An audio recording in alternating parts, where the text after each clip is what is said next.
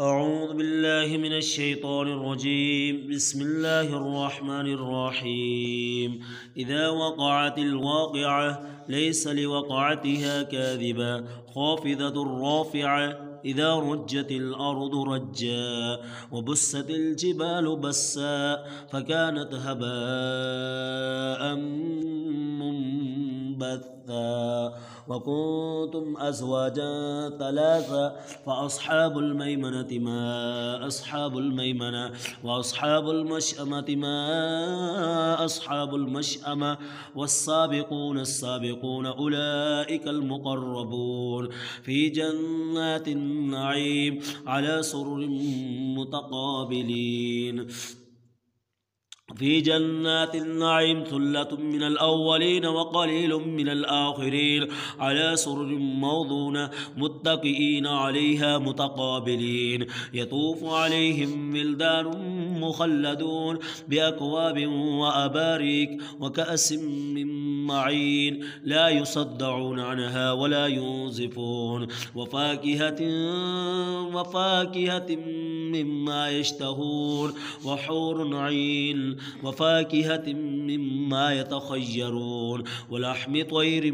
مما يشتهون وحور عين كأمثال اللؤلؤ المكنون جزاء بما كانوا يعملون لا يسمعون فيها لغوا ولا تأثيما إلا قيلا سلاما سلاما وأصحاب اليمين ما أصحاب اليمين في سدر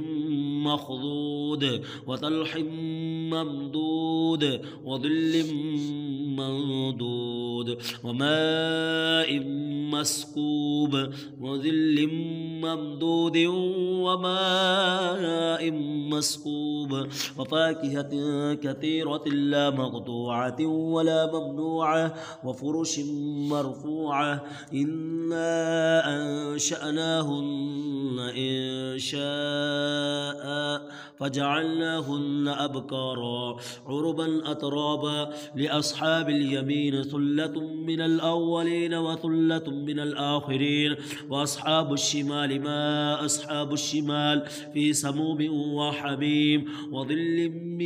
يحموم لا بارد ولا كريم إنهم كانوا قبل ذلك مترفين وكانوا يصرون على الحنس العظيم وكانوا يقولون أئذا متنا وكنا ترابا وعظاما أئنا لمبعوثون أو آباؤنا الأولون قل إن الأولين والآخرين لمجموعون إلى ميقات يوم معلوم ثم إنكم أيها الضالون المكذبون لآكلون من شجرة من زقوم فمالئون منها البطون فشاربون عليه من الحميم فشاربين شرب الحيم هذا نذلهم يوم الدين نحن خلقناكم فلولا تصدقون أفرأيتم ما تمنون أأنتم تخلقونه أم نحن الخالقون نحن قدرنا بينكم الموت وما نحن بمسبوقين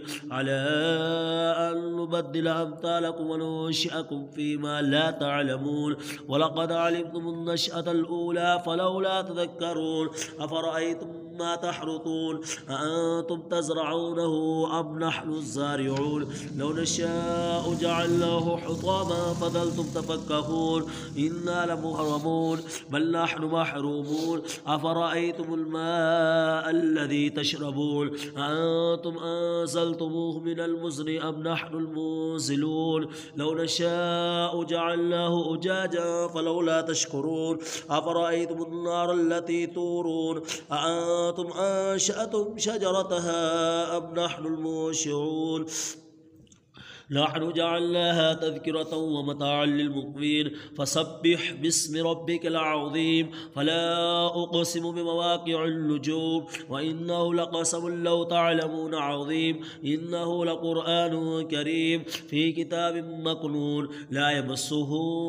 إلا إلا المطهرون تنزيل من رب العالمين أفبهذا الحديث أنتم مدهنون وتجعلون رزقكم أنكم تكذبون فلولا إذا بلغت الحلقوم وأنتم حينئذ تنظرون ونحن أقرب إليه منكم ولكن لا تبصرون فلولا إن كنتم غير مدينين ترجعونها